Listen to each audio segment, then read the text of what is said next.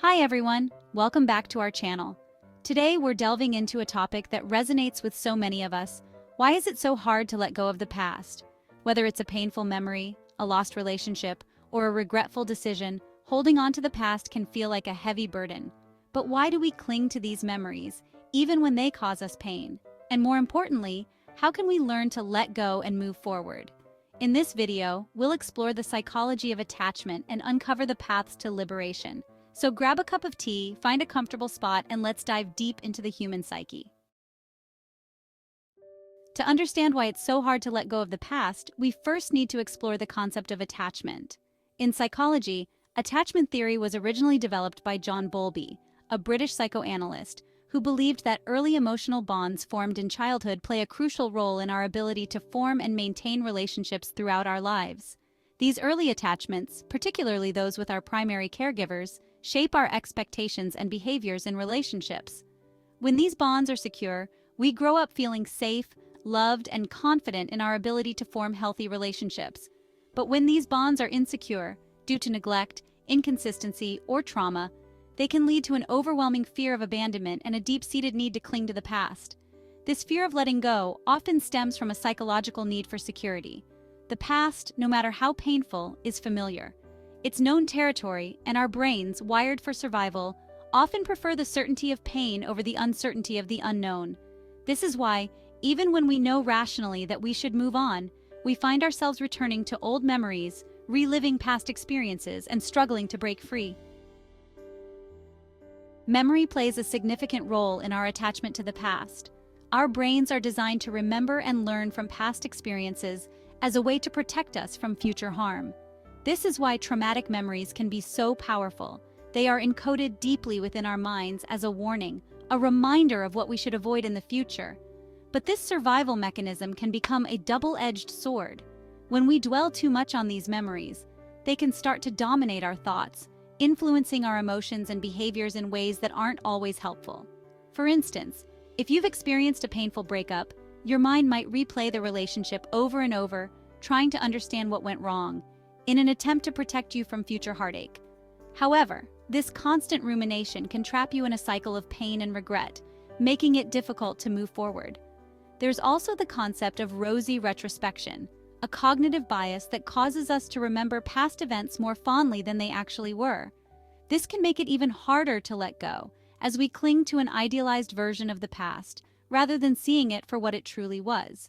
This bias can lead us to romanticize old relationships, hold on to outdated dreams, or regret decisions we once made with conviction. Emotional attachment is not just about our bonds with people.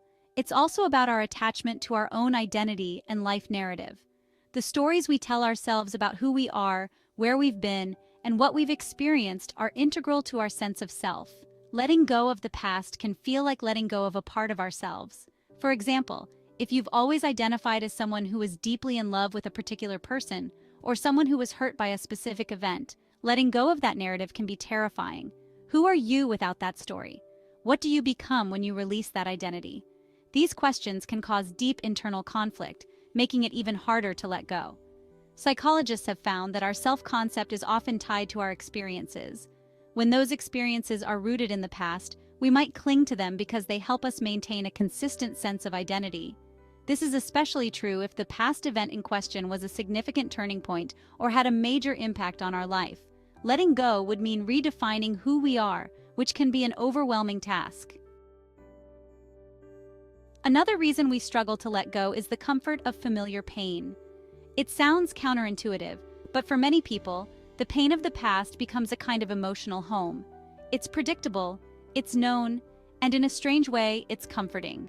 This is especially true for those who have experienced chronic emotional pain or trauma. The idea of moving on to something new, something unknown, can feel more frightening than staying with what's familiar, even if it's painful. This phenomenon is often linked to what psychologists call learned helplessness, a state in which a person feels unable to change their situation, even when opportunities for change exist. When we become accustomed to pain or disappointment, we might start to believe that we are powerless to create a different future, so we hold on to the past because it's what we know.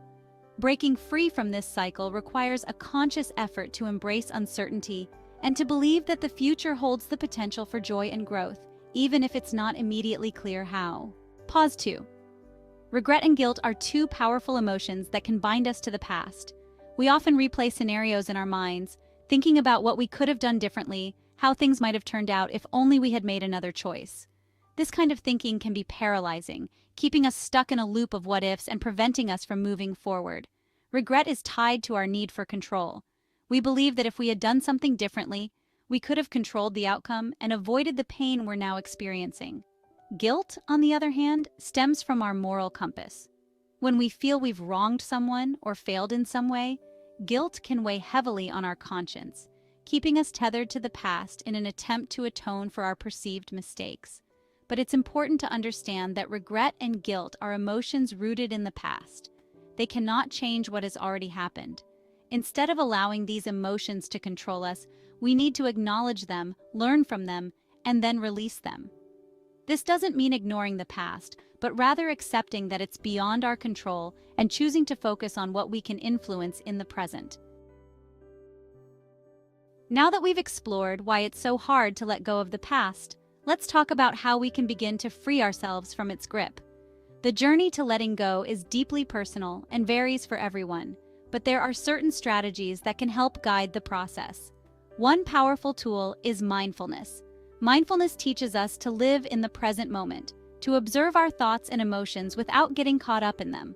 By practicing mindfulness, we can start to detach from the stories we tell ourselves about the past and begin to see them as just that, stories.